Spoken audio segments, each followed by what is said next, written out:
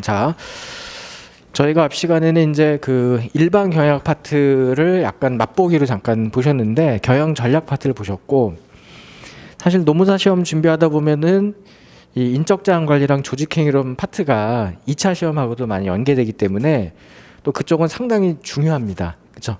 근데 이제 사실은 2차 시험은 논술형이잖아요. 논술형인데 그 논술을 가장 잘 쓰시기 위해서는 뭐가 제일 중요하냐면 이 뼈대가 딱 잡혀 있는 게, 틀이 잡혀 있는 게 되게 중요하거든요.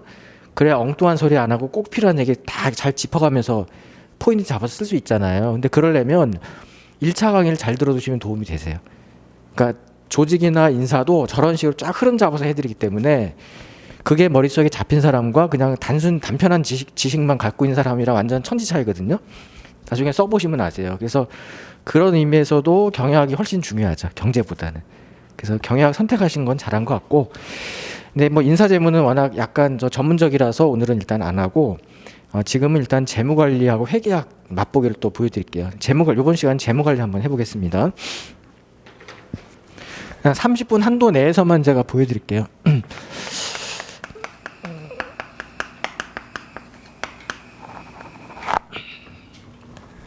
괜찮아요?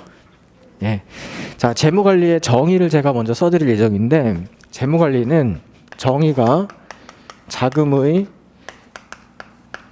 조달과 운용에 관한 의사결정, 이거예요.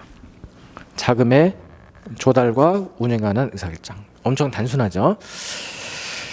자, 이 중에서 자금이라는 것은 좀 유식하게 써서 그렇지, 이걸 좀 천박한 표현을 하면은 이건 그냥 돈입니다. 돈이고 한자로 하면 재예요. 재. 그 다음에 이제 이 무가 뭐냐면 이 업무인데, 업무. 재무는 돈에 관한 조달과 운영에 관한 의사결정인데, 그 중에 조달이 뭐냐 그러면, 조달은 현금을 유입시키는 거, 자금을 조달하는 거. 그래서 현금을 유입시키는 게 조달하는 것이고, 운용하는 것은 현금을 유출시키는 거. 그러니까 현금의 유입과 유출, 이렇게 이해하시면 됩니다. 자금의 조달과 운영은 자금의 유입과 유출, 현금의 유입과 유출, 이렇게 이해하시고, 대신 운용이란 용어 대신에 사용이란 용어 해도 되고, 똑같은 단어고, 사용, 돈이 나간다 뜻이고, 더 유식한 말로는 투자라고 해도 돼요. 투자. 운용이나 사용이나 투자는 거의 같은 말이에요. 그래서 어쨌든 돈이 들어오고 나가는 거 관련된 의사결정, 그거를 한자로는 재무관리, 영어로는 이제 파이낸싱, 그 다음에 정의는 자금의 조달과 운용, 이렇게 부르게 되는 거예요. 근데 이제 재무관리의 설명을 이제 앞으로 수업 들어보시면 알지만, 저는 재무관리는 똑같은 내용을 세 가지로 설명을 합니다.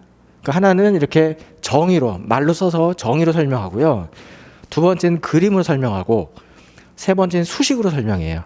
똑같은 내용을. 그래서 셋 중에 한 가지로만 알아들으실 수 있으면 돼요. 그러니까 이게 편한 사람은 이걸로 알아들으시고, 그림이 편한 사람은 그림을 알아듣고, 수식이 수학 좀 잘하고 이러신 분들은 수식으로 설명하면 더 명확하고 깔끔하거든요. 그래서 똑같은 내용을 세 가지 설명하니까 한 가지 방법으로만 알아들어도 됩니다. 이게 이제 말로 설명한 거, 정의로 설명한 거라면, 두 번째 그림으로 설명해 볼게요. 이거를 그림으로 설명하기 위해서 요런 걸 그리는, 요걸 장부라고 하는데, 이거를 보통 우리가 대차 대조표라고 하는 거예요. BS라고 쓰고, 요거는 대차 대조표 이렇게도 읽기도 하고, 또는 요즘에는 재무상태표라고도 합니다.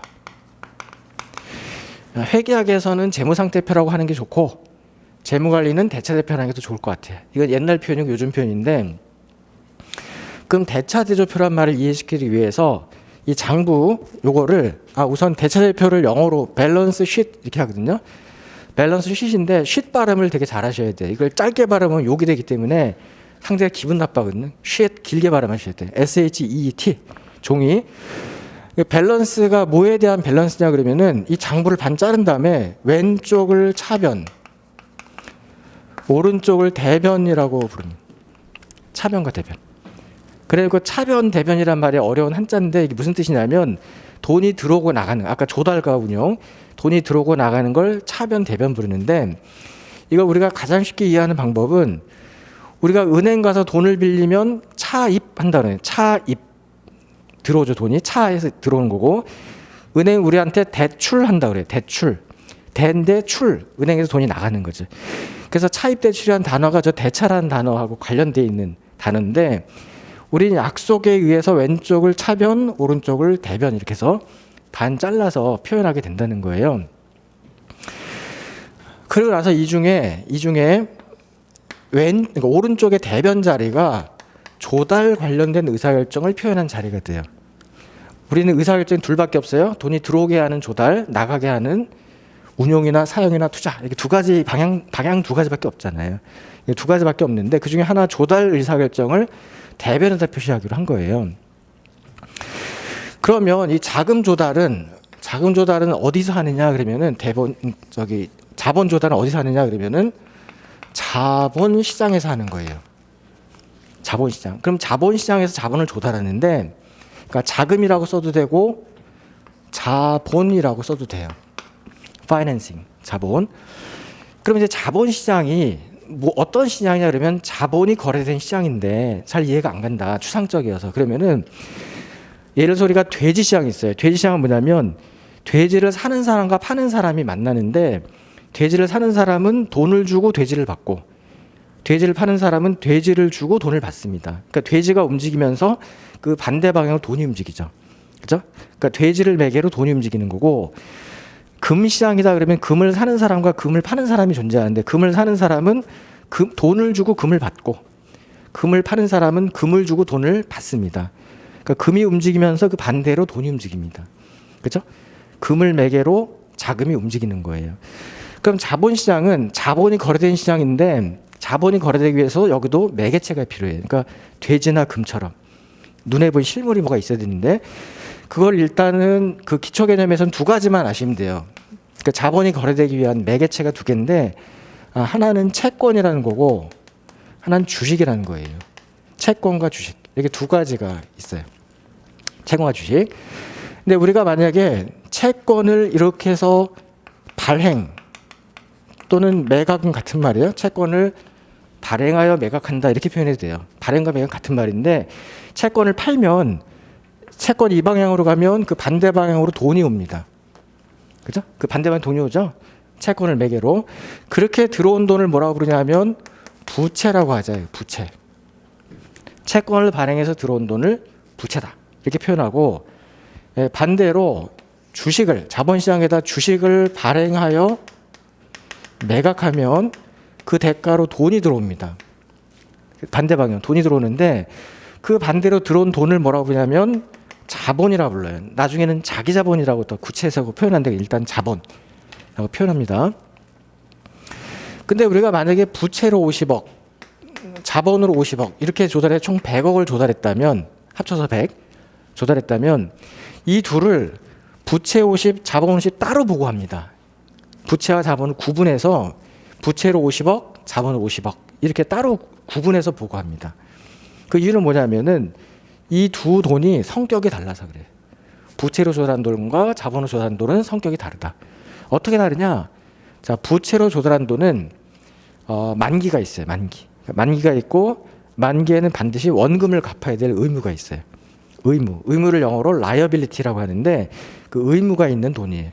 만기가 있고 그다음에 그 만기가 되기 전까지 만기가 뭐 3년이 될 수도 5년이 될 수도 있는데 만기가 되기 전까지 남의 돈을 공짜로 갖다 쓸 수는 없기 때문에 그 만기가 되기 전까지 기간을 일정한 약속된 기간 잘라서 약속된 금액을 대가로 줍니다. 그걸 뭐라고 부르냐면 이자라고 합니다. 이자. 그래서 고정된 날짜에 고정된 금액에 이자를 주는 게 이 돈의 특징이에요. 근데 반면에 자본으로 조달한 돈은 주식을 발행해 조달한 돈은 만기가 없어요. 만기가 없기 때문에 원금 갚을 의무가 없어요. 왜 그러냐면 자, 우리한테 채권을 사간 사람을 뭐라고 부르냐면 채권자라고 불러요. 채권자. 우리한테 채권 사간 사람 채권자라고 부르고 그럼 우리는 채무자가 돼요. 여기 liability, 의무, 채무자가 되고 우리한테 주식을 사간 사람을 주주라고 불러요. 주주. 그렇죠? 근데 주주는 회사의 같은 주인이에요. 파트너예요. 그러니까 같은 주인끼리는 돈을 갚을 의무가 없다는 거지. 그러니까 어머니가 아버지한테 돈 갚을 필요가 있나요? 없다고. 같은 가족이니까 같은 파트너니까 돈을 갚을 의무가 없다는 거지. 그렇죠? 객한테는 돈을 빌렸으면 갚아야 되지만 같은 주인끼리는 돈 갚을 의무가 없다. 그러니까 이거는 만기가 없고 만기가 없기 때문에 원금 갚을 의무가 없고 대신에 이렇게 돈을 그러니까 조달해준 대가는 나중에 조긴 줘야 돼요. 그죠? 이 주주는 외부에 있는 사람인데 이런 사람 회사에 그냥 같은 멤버로 들어왔는데 이 돈을 그냥 아무 대가 없이 주진 않는다는 거죠. 그러니까 나중에 대가가 아까 여기서 나가는 대가는 이거는 나중에예요. 나중에 나가는 게 이자였었어요. 이자. 보시면은 이 현금 흐름의 방향성이 되게 중요한데 제가 노란색으로 쓴 건 뭐냐면 요거는 현재 아니면 지금 발생하는 사건이에요. 지금 조달하면 돈이 들어오고 운용 사용하면 돈이 나가잖아요. 근데 얘는 반드시 나중에 얘는 돈이 다시 나가게 하고, 예를 들어서 이 들어온 돈이 언젠가는 갚아야 되고 이자로 줘야 되고 또는 배당으로 주는 일도 있어요. 그러니까 지금은 아니라 나중에요. 나중에 하얀색은 지금이고 파란색은 나중에요. 나중에. 그래서 이제 배당이나 이자 이렇게 다시 반대 방향으로 돈이 흘러갑니다. 그러니까 여기도 돈이 지금은 나가지만 나중엔 돈이 들어옵니다. 투자한 것은 나중에 회수가 되는 거예요. 그렇죠? 그래서 현재 돈의 흐름과 나중에 돈의 흐름 또 반대 방향으로 움직입니다.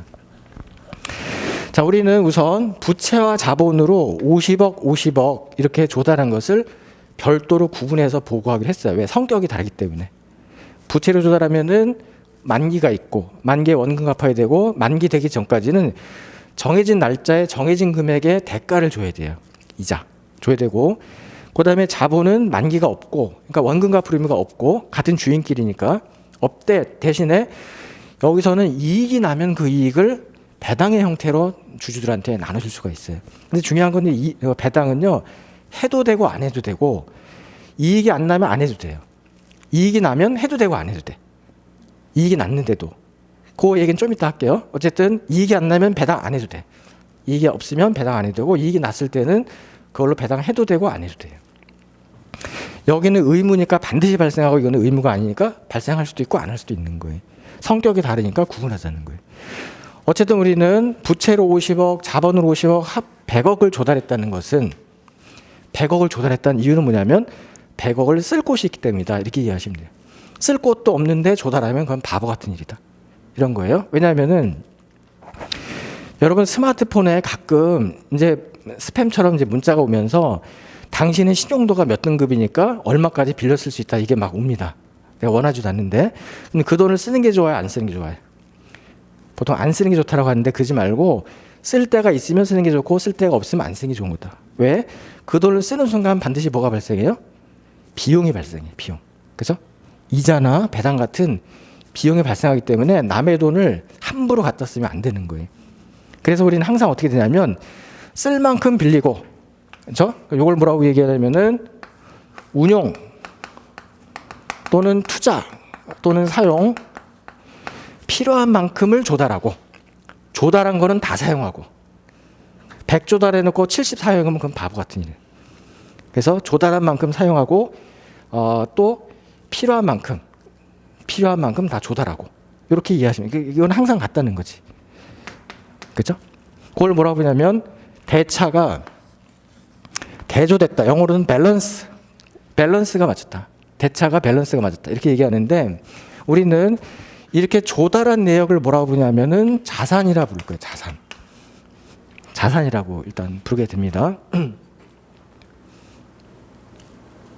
그리고 나서 이제 다음에 이제 회계학과서도 할 얘기지만 이 대차 대표에서는 또 하나 중요한 성질이 하나가 있는데 이걸 뭐라고 하냐면 대차 평균의 원리라는 단어가 있어요. 대차 평균의 원리. 이런 단어가 있고 요거를 우리가 같은 말로 거래의 이중성이라고도 해요. 거래의 이중성 이런 단어들도 있어요. 이건 다 회계학에서 배울 개념인데 재무관리에서 필요할 때는 끌어다가 잠깐 설명을 드려요. 대차 평균, 거래 이중성 같은 말인데 이 거래 이중성은 뭐냐면 한 거래는 두 개의 사건으로 쪼갤 수 있다. 이러한 쪼갤 수 있다. 이걸 우리는 이런 성질을 거래의 이중성 이렇게 부릅니다. 거래는 한 개인데 두 사건으로 쪼갤 수 있다. 이거 무슨 말인가? 예를 들어 볼게요. 자, 예를 들어서 우리가 건물 100억짜리를 매입했다. 이게 뭘 투자한 거예요? 이쪽이에요. 우리가 자산의 대표적인 게 건물, 예를 들어서 건물을 매입해도 되거든요. 건물 100억짜리. 건물 100억 사기 위해서 조달한 거예요. 100억. 요걸 사야 되니까 돈이 필요해서 조달한 거예요. 돈 이게 조달한 만큼 다 투자한다. 건물 100억짜리 사면 돼. 70억짜리 사도 바보고 110억짜리 못 사요. 어차피. 그러니까 100억짜리를 사야지. 그래서 건물을 100억에 매입했다. 이게 거래는 한 거래거든요. 이거를 두 개 사건을 쪼갤 수가 있어. 어떻게 쪼개냐면은 잘 보세요. 이 하나의 거래는 첫 번째 사건, 건물이 100억짜리 건물이 들어오는 사건. 응? 그다음에 현금이 100억이 나가는 사건. 물론 100일 여기다 쓰면 더 좋겠죠. 건물 100억짜리가 들어오는 사건, 들어오면 플러스. 현금 100억이 나가는 사건, 마이너스. 한 거래는 두 사건 쪼갤 수 있는데 요거를 차변에다 쓰고 요거를 대변에다 씁니다. 똑같은 거래를. 그러면 차변에도 100, 대변에도 100 이렇게 적혀요. 건물이라는 그 아이덴티티를 가지고 100이 늘고 현금의 아이덴티티가 100이 줄어요. 한 거래는 두 사건 쪼개는 거를 나중에 우리는 분개한다 이렇게 배워요. 회계학에서 분개한다. 쪼갠다 뜻이에요. 쪼갠다. 그래서 한 사건을 이렇게 차변에 하나 대변에 하나 똑같은 금액으로 적기 때문에 이거를 1월 1일부터 점점점에서 12월 30일까지 모든 사건을 다 쪼개서 동시에 차변 대변에 동시에 이렇게 넣으면은 이걸 다 합쳤을 때 이걸 다 쭉 해서 합쳤을 때 차변의 개랑 대변의 개가 어떻겠어요? 항상 같죠. 그걸 뭐라고 그러냐면 대차가 평균이다 이렇게 얘기하는 거예요. 영어로는 밸런스라고 해요. 밸런스. 대차가 밸런스가 맞는 거예요. 여기 와서 보시면은 부채와 자본의 합과 자산의 크기가 정확히 같게 돼 있어요. 그죠? 이게 대차 평균이라고 부르는 거예요. 또 이거를 대조하는 걸 대차 대조라고 불러요. 대차를 대조하는 거예요. 안 같으면 뭔가 내가 실수한 거예요. 같아야만 된다. 이렇게 얘기하는 거예요. 그래서 이 자산이라는 거를 내가 구성을 하면 이 영업 건물이라는 걸 사면 왜 사는 거지? 쉽게 말하면 돈 벌려고 사는 거예요. 그렇죠? 돈 벌려고. 그래서 우리는 차변의 구성을 뭐라고 부르냐면은 영업 활동을 하는 구성이에요. 돈 벌리기 위해서 하는 게 차변을 구성하는 거예요. 내가 건물 사고 기계 사고 뭐 이런 것들은 돈 벌기 위해서 하는 거거든요. 그렇죠? 그래서 이제 이게 차변 영업 활동이라고 하고 재무 활동은 조달 활동이라고도 하지만 대부분은 그냥 재무 활동이라고 불러요. 대변은 재무 활동. 그러니까 활동은 두 개밖에 없어. 조달과 운용인데 조달하는 걸 재무 활동이라고 하고 운영 사용하는 것을 영업 활동이라고 부르는 거예요. 그렇죠? 그러면 우리가 건물로 돈 벌 수 있는 제일 쉬운 방법은 뭐예요? 그냥 속 편하게 살려면 쪼개 갖고 임대 내주면 돼. 그럼 임차료 정도가 따박따박 들어오는데 그거는 기술이 없을 때 얘기고 진짜 내가 능력 있고 기술이 있으면 사람 뽑고 기계 뽑고 물건 만들어 팔면은 돈을 훨씬 더 벌어요. 그죠? 이 100억으로 건물 갖고 있는 것보다는 내가 진짜 능력 있으면 뭐 스마트폰 이런 걸 만들어서 팔면은 그죠? 수십만 대 수천만 대 팔 수 있으니까 돈을 더 번다. 그래서 이걸 갖고 우리가 물건을 만들어 칠게요. 그러면은 그 만든 물건은 여기는 이제 상품 시장이라 해볼게요. 상품 시장. 아니면 뭐 휴대폰 시장. 이죠. 여기서 물건을 만들어서 팔면은 그러니까 물건이 나가는 거죠. 이렇게 생긴 게 나가면 대가로 뭐가 들어와요? 돈이 들어오죠. 여기는 물건이 나가면서 돈이 들어오지. 그죠? 그래서 그렇게 해서 우리가 100억을 갖고 1월 1일 날 출발해 갖고 1년 동안 열심히 막 이렇게 영업 활동을 하면은 이 차변의 가치가 커지겠어요, 작아지겠어요? 커지지. 그래서 이 12월 30일이 됐더니 요게 110억이 됐다 칠게요. 그 말은 뭐냐면 차변의 가치가 10억이 증가하는 건데 이거는 기업 가치, 이게 자산 가치 증가라고 해도 되고 기업 가치 증가라고 해도 됩니다. 그 얘기 하기 전에 우리는 부채, 자본, 자산 이 단어가 이제 생소할 수 있는데 한국말로 이게 두 글자고 어려워 보여서 한자라서 어렵잖아요. 이걸 이제 영어로 약속을 한 용어를 쓰는데 부채는 B라고 하고 자본은 S라고 약속을 할 거예요. 앞으로 이 단어를 더 많이 쓰는데 부채라는 단어가 B라는 영어랑 관련되어 있는 단어가 뭐가 있을까요? 부채 그럼. 원래 이거 빚이라는 단어는 debt라는 단어가 있는 거기에 B가 들어가 있긴 속에 B가 들어가 있긴 하지만 그게 아니고 요 채권을 영어로 본드라고 그래요. 본드. 그러니까 채권이란 단어에서 유래된 거예요. 본드. 그러면 이 자본을 S라고 하는데 이거는 주식을 영어로 뭐라고 해요? 스탁이라고 해도 되고 쉐어라고 해도 되지. 그렇죠? 물론 이쿼티도 있고 뭐 단어 많지만 S를 시작한다는 이 정도가 대표적이에요. 그러니까 주식을 발행해서 조달한 돈이 자본 이런 뜻이에요. 그러면 원래 자산은 영어로는 asset이라는 단어를 많이 쓰는데 A, asset 이거를 되게 V를 많이 씁니다. V가 뭐의 약자냐면 가치 약자, 기업 가치, value, 기업 가치. 그래서 이 자산을 1년 동안 잘 굴리면 건물 가치가 어떻게 돼요? 기업 가치가 커지는 거예요. 10억. 그죠? 그런데 대차 평균의 원리 때문에 얘도 대변도 똑같이 커져요. 여기도 110이 돼. 여기도 크기가 같아지는데 요 커지는 거는 뭐냐면 이거는 잉여금이라고 부르면서 이건 누구의 몫이냐면 주주 몫이에요. 아까 회사 이익이 나면 누구 거라고 그랬죠? 주주가 배당을 가져가도 되고 안 가져도 돼요. 이익은 누구 거다? 주주 거예요. 그죠? 그래서 요 1년이 지나고 났더니 이 부채는 그대로 50억인데 자본 가치는 얼마가 돼요? 60억이 된다. 60억. 기업 가치는 110억이 되고 자본 가치는 60억이 돼서 그만큼 주가가 오른 거예요. 주가가 오르든지 뭐 배당 받아 가져가든지 이렇게 우리가 돈이 흘러다니는 거예요. 조금만 더 하고 이건 이제 마칠게요.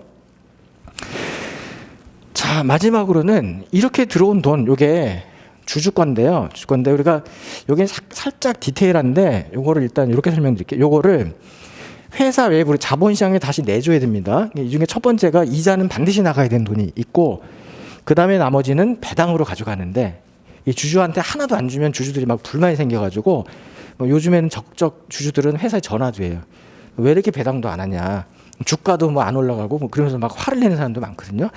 그래서 주주 관리하려고 배당도 적정히 하는 사람들도 있는데 회사도 있는데 예를 들어서 10억 정도가 배당 가능한 이익인데 배당 가능한 이익인데 이 10억을 다 가져가도 되지만 10억을 다 배당을 해도 되지만 이거 배당을 해도 되지만 요거를 안 해도 된다 그랬어요. 아까 안 해도 된다. 왜 안 해도 되냐면 이 회사 경영자가 봤더니 연초에 100억을 투자해서 연말에 10억이 늘어나면 투자 수익률이 얼마입니까? 이 회사는 10%죠.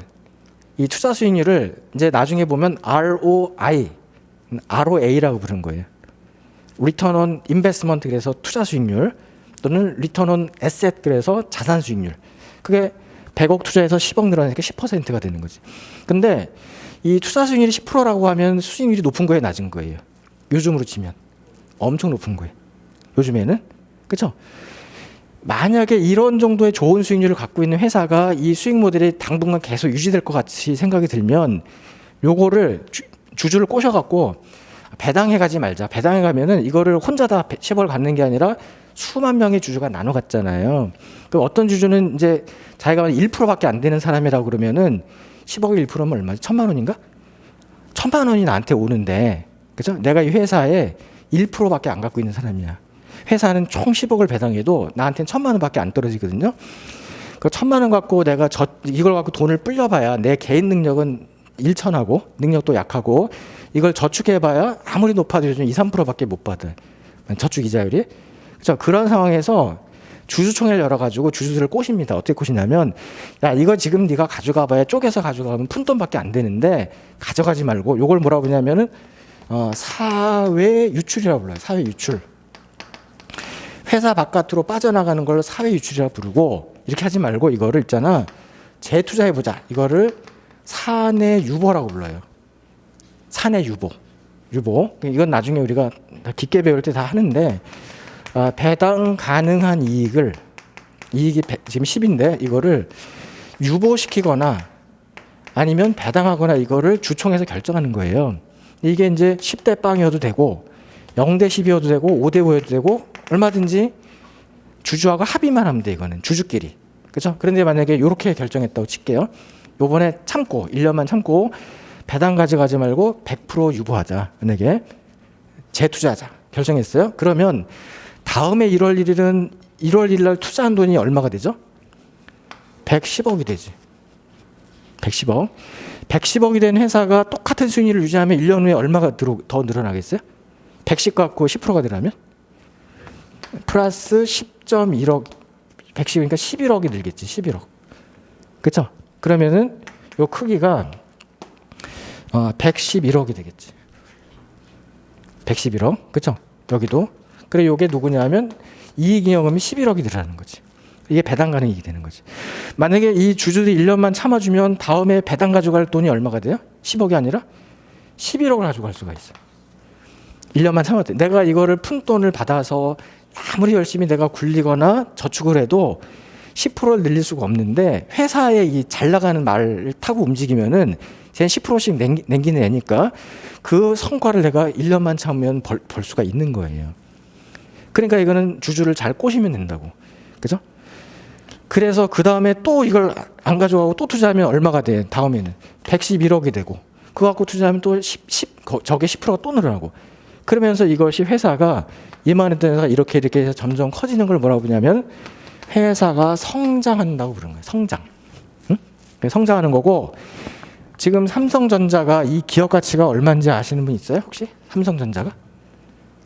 한 400조 정도 될 거예요. 400조 정도 되는데 삼성전자 이제 400조가 애초에 창립했을 때 그 가치로 출발했나요? 그건 아니잖아요.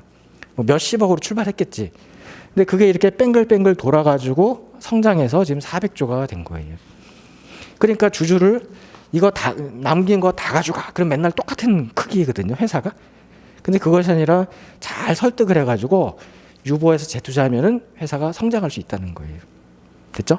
그러면 이제 오늘은 재무관리 기초니까 재무관리는 자금과 조달의 운용에 관한 의사결정인데 그거는 요 노란 화살표의 움직임을 얘기하는 거예요. 첫 번째가 이거 조달, 두 번째가 이거 운용하면 어떻게 돼요? 성과가 늘어나. 그리고 이것은 대차평균을 해서 여기가 같이 늘고 이거를 이렇게 하거나 이렇게 하거나 이게 재무관리인 거예요. 우리 개인도 마찬가지. 돈 들어오고 나가는 거를 나한테 유리하도록 관리하는 거. 이게 재무관리인데 다만 이제 조금만 더 만약에 한 1분 정도만 더 해드리면 이 재무관리는 크게 상황을 확실성하고 불확실성화로 나눌 수가 있어요. 확실성화, 불확실성화. 그러니까 확실성화는 뭐냐면은 이 노란 설표 움직임을 확실히 다 알고 있는 경우예요. 확실히 알고 있다. 무슨 얘기냐면 예를 들어서 내가 자본시장에서 채권을 발행해서 자본을 조달하면 우리 회사 현재 능력상 50억까지 조달할 수 있고 이의 이자율이 10%까지 조달할 수 있어. 확실해. 그죠? 또는 이렇게 50억에서 100억을 조달해서 투자하면은 그 수익률이 10%가 확실해. 그죠? 이렇게 이 돌의 움직임이 확실히 예측이 되면 확실성하고 불확실성화는 내가 만약에 이렇게 조달하면 50억이 안 될 수도 있고 40억이 될 수도 있고 이자율이 10%가 아니라 9%일 수도 있고 10%일 수도 있고 11%일 수도 있어. 이럴 수도 있고 이럴 수도 있고 이럴 수도 있어. 이렇게 조달한 돈 100억을 투자하면 1년 후에 나온 돈이 10%가 아니라 9% 그러니까 8%일 수도 있고 10%일 수도 있고 12%일 수도 있어. 그러니까 이럴 수도 있고 이럴 수도 있고 이럴 수도 있고 이게 뭐다? 불확실성화인데 불확실성화는 우리가 흔히 확률 상황화라고 그래요. 확률 상황화.